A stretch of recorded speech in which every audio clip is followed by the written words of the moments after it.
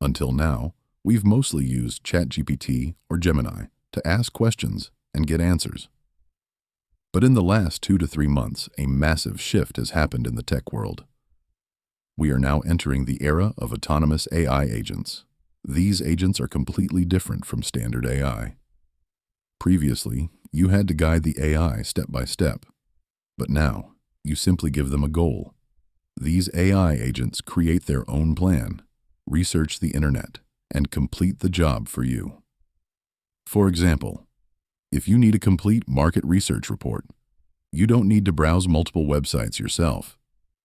The agent will search Google, collect the data, organize it into a spreadsheet, and even email it to you, without any manual intervention. The biggest impact of this technology is a massive boost in daily productivity. Routine tasks like email sorting, data entry, basic customer support, and even software debugging are being handed over to these agents. Tech giants are rapidly integrating this into their core software right now.